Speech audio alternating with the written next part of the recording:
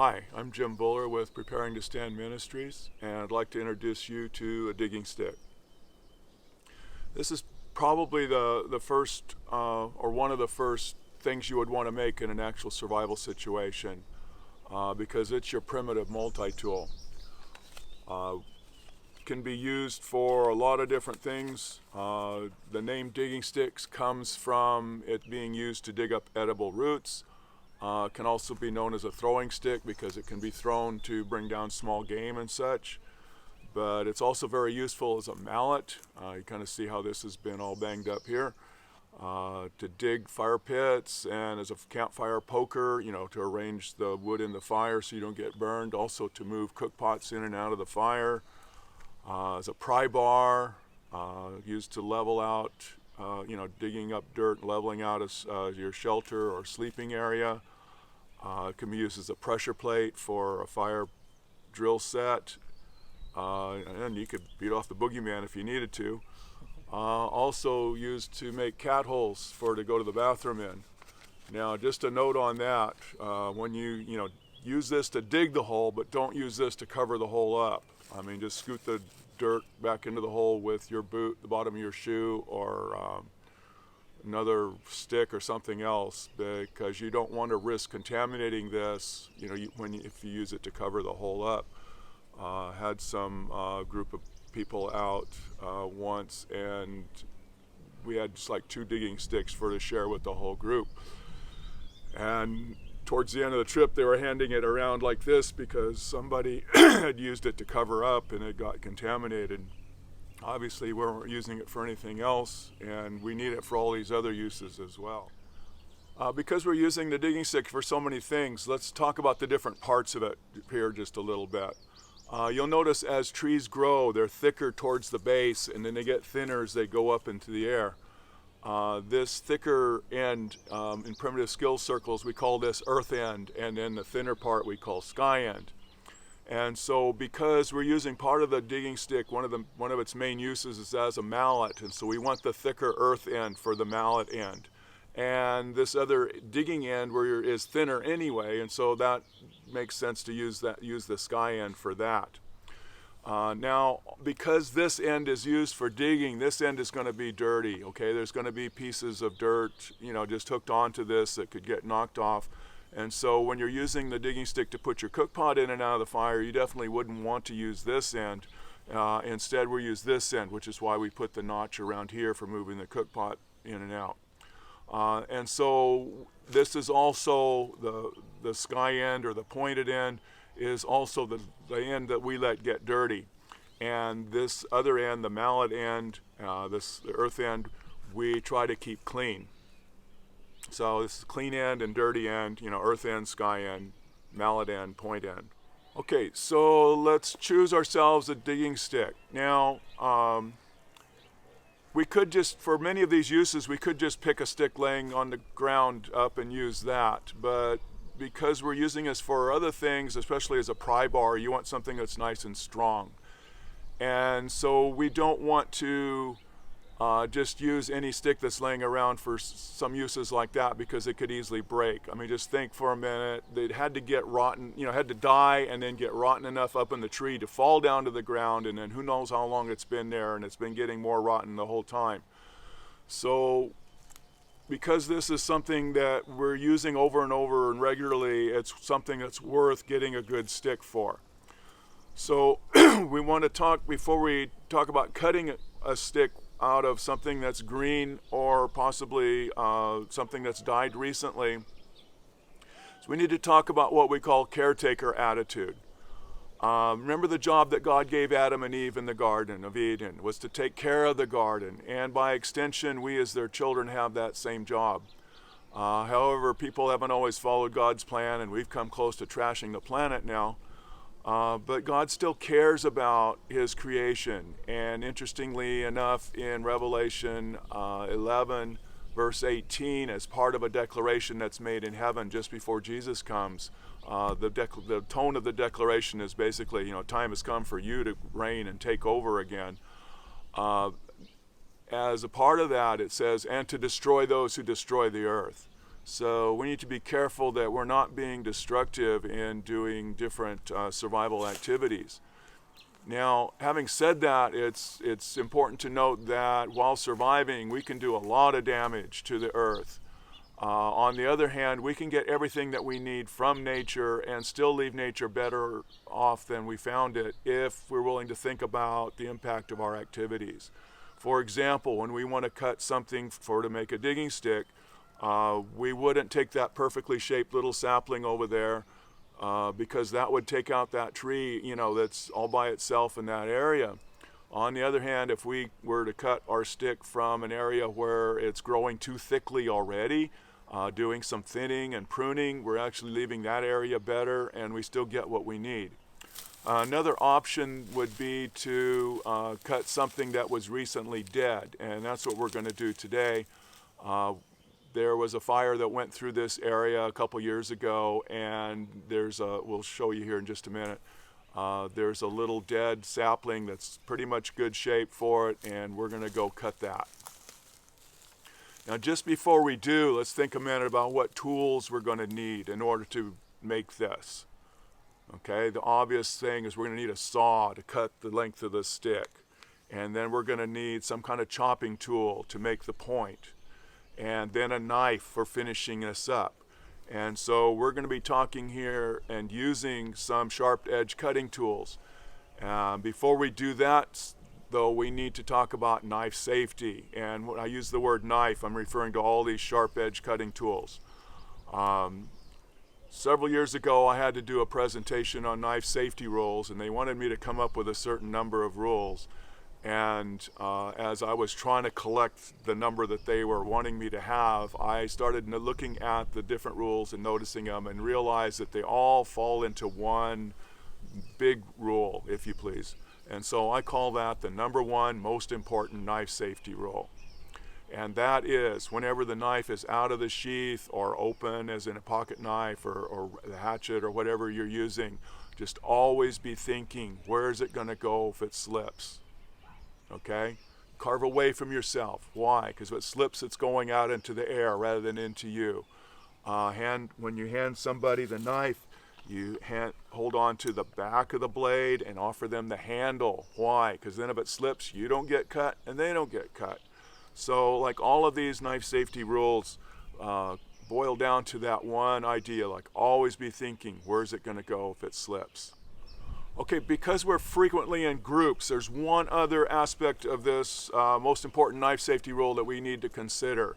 And that's what has been described to me as a blood bubble. Now, a blood bubble is anywhere this, it's kind of a sphere, a little bubble shape around me, anywhere the knife could touch as long as I'm holding on to it. And anybody that would happen to wander through my blood bubble, I'll need to be talking to them about knife safety as well. Now, if I'm carving away here and somebody just walks through, I'll just stop while they walk through my blood bubble area, and then once they're gone, I'll continue. But if they stop to talk or something like that, then I'll probably tell them something like, go ahead and stand there because I'm carving this direction, but if I switch directions, you're going to have to switch. Just take into consideration other people in your group when they come in or out of your blood bubble area. Okay, this is a little mountain, or was a little mountain mahogany sapling. Was killed by the fire a couple years ago. It's starting to regrow from the roots, as you can see here. And I'm looking at this section right here. I like to have a fairly straight section with a little bit of curve at the end in case I'm using it as a hook to grab something or maybe pull something down to get a hold of it a little better. And I've noticed most people tend to, think, well, this is what I want, and so we cut this section off. However, when you're sawing, it's really good to have something holding on to what you're sawing. And out here in the woods, as you can see, we're on fairly rough ground. There just isn't a lot of support for what we're working with. So I'm going to cut the far end first and let this that's attached to the ground help me support what I'm doing here.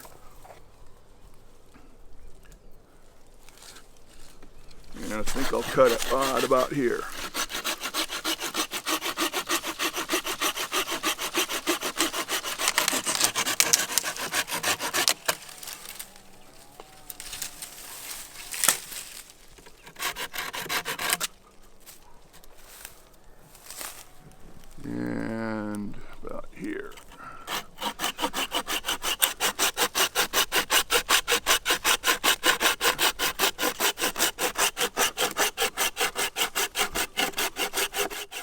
wish that was just a little bit straighter, but because we're making the point here anyway, we'll go ahead and take more off of this side, and so we'll still end up with a point that's pretty much in line.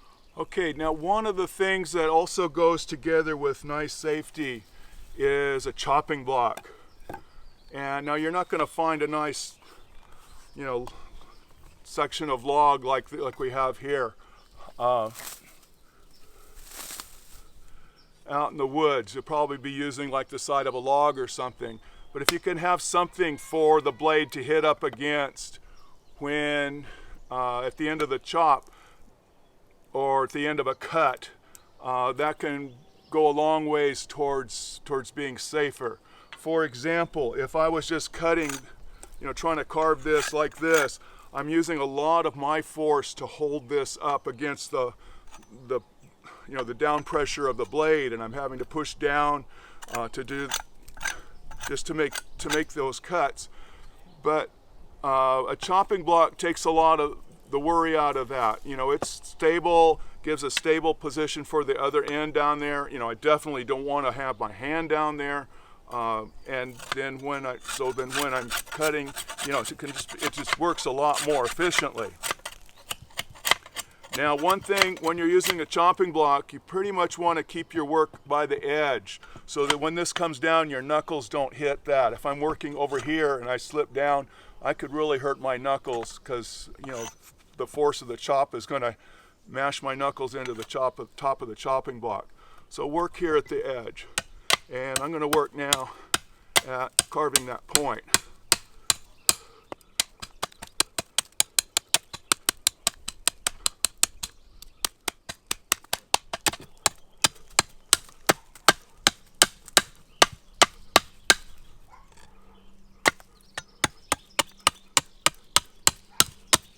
Let's learn a lesson from the old farmers when they used to make wood fence posts.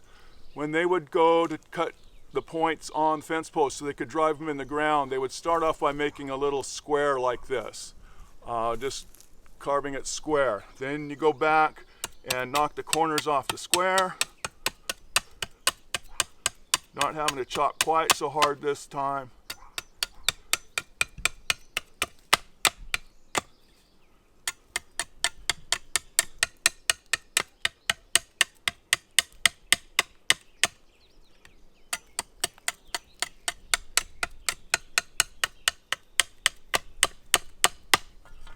And there we have fairly round, which is actually octagonal, and then we can just kind of finish that up depending on what it needs. We don't want to make a real sharp point on here. This is just wood. And so we want a fairly blunt point like this. I'm going to refine this just a little bit.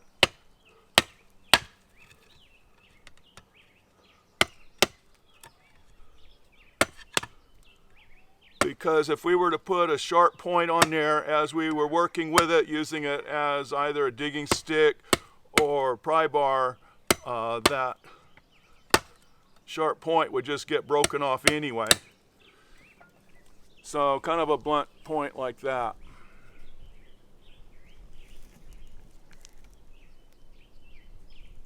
And about that same big around is good. One of the other first things that we're going to want to do with this is to what they call chamfer the other end. Ideally, I like them rounded. But this end, it might get dropped on a rock or you're banging around with it. This edge could get splintered out, and so to avoid that, you want to, like some people call this a bevel or something like that, but the woodworking term for it is chamfering. Okay, now it may look like I'm cutting towards myself, and actually I kind of am, but remember what the rule is. Always be thinking, where's it going to go if it slips? And I'm only using my thumb pressure, okay? I'm not using my arm pressure. If I was using my arm pressure here, that just even sounds scary to me. But just using my thumb muscles and my thumb pressure, When it slips, all it is doing this, because it's only my thumb pulling it. If it was my whole arm, then it could come and do some damage. So again, that rule plays in. Just be thinking, where is it going to go if it slips with the force that you're putting on it. Now, one other technique that we can use with this is called a baton. And so I'm going to use my digging stick as a mallet, as we talked about earlier, especially since the chamfering is real tough in this one section here. You need a friend to hold the other end of it. Okay, turn it this way here some more. Back some more this way. Yeah, there we go. Back again. Now I could have used my knife to do that. Thank you. But the machete just gives me a longer target, and so I like to use that instead when I'm batoning.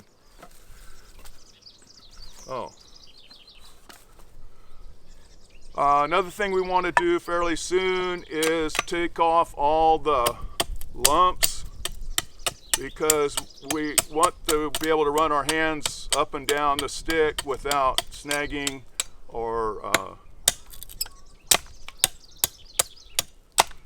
cutting ourselves. And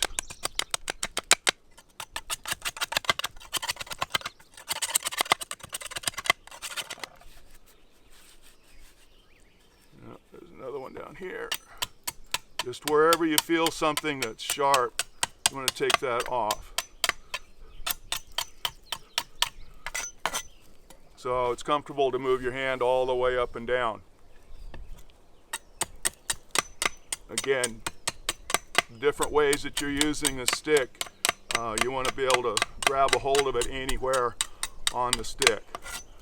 Now ultimately I'm going to peel all of this and make it smooth with the knife, but at this point we could use it, okay, both to dig, or because of the little curl here, we could use it to put our cook pot in and out, or grab something with it, whatever.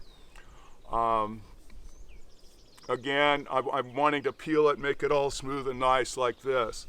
Now, one thing I should have talked about earlier is how long do you want your digging stick? This is a pretty good length, and I guess that's why I kind of overlooked that. But depending on your arm length, the length of the digging stick is from like your shoulder to your wrist. And this digging stick comes pretty close to that. And this is one of my favorites, probably for that reason. I made another one, the smaller one here, because this one will fit into my pack, and the pack can close over the top of it. And so it's nice to have one that you can stick in your pack sometimes, especially if you're going around in public and people wondering, what are you carrying a club for? So you can put that in your pack. But when you're using, and this works fine for digging, but when you're using it as a pry bar, have a little extra length is nice. Some people even have them like walking stick length, although that doesn't work so good for a mallet. For a mallet, this shorter length actually works a little bit better, because if it's too long, then you have to choke up on it so that you can hit it here, and then this acts as a counterweight and throws your balance off it a little bit. Now, one thing you're going to want to do with your digging stick is to fire harden the tip. And the way that works is you want to give it just a slow roast over a bed of coals. Okay, you don't want to put it in the flames necessarily. You want to heat it up. It's like slow, gradual heat. And then as I understand it, what that does is it just kind of gets all the cells to kind of pack together and makes it a little bit tougher. If you char it, that's actually making it softer. So you don't want to char it. You just want to kind of give it a slow roast, get it to turn kind of a golden brown. And that kind of color. Now, if you were cutting something that was green, you'd have to wait a couple weeks for it to dry before you could do the fire hardening.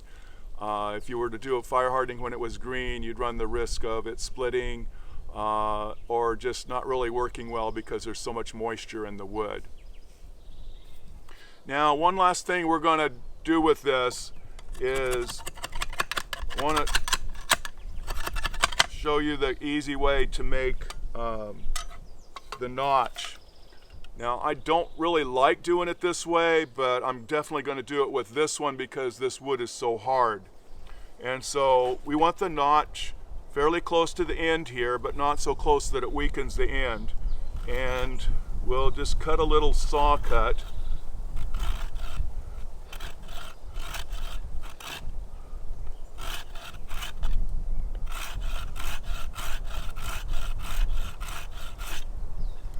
And go around a little bit. Ultimately, I would go all the way around with this, but this is the main part you need the notch, just up on that upper section there. And then get your friend to come and hold this again while we do a little batoning some more. Now, this batoning method, you can be very precise. It's almost like chiseling with a wood chisel. And so not taking off any more than you want to. Works really good for splitting wood. I'm going to turn this a little more here.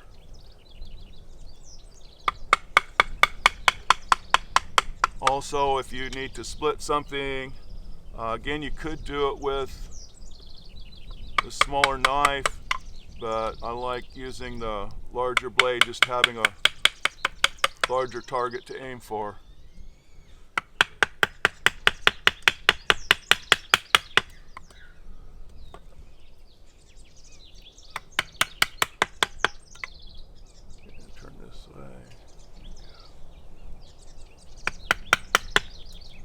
There we go. And so now we have a notch that we can use for putting our cook pot in and out of the fire. Just a word on that, when you're cooking over an open fire, it's much easier to use a cook pot that has a bail rather than the kettle handle. You're putting it in the fire with the kettle handle. That kettle handle is going to get real hot being in the fire, whereas the bail, I can use a stick to put it in and out, and I don't risk burning myself as much. Okay, so thank you for joining us on our video today about making a digging stick. This is a fairly simple project, and you end up with a very useful tool for many different wilderness living activities. Again, I would, gonna finish here just by peeling this down and making it extra smooth. This is something you can easily do in your backyard. Remember the backyard survival. If you can't make it work in your backyard on a sunny afternoon, you're for sure not going to get it to work up on the mountain in dark when it's raining. And so, you might need to gather a stick somewhere, but then you could bring it home and easily work on it. And just a good carving practice. So we'll catch you next time, and you'll probably see us putting the digging stick to use as we do various other things in future videos.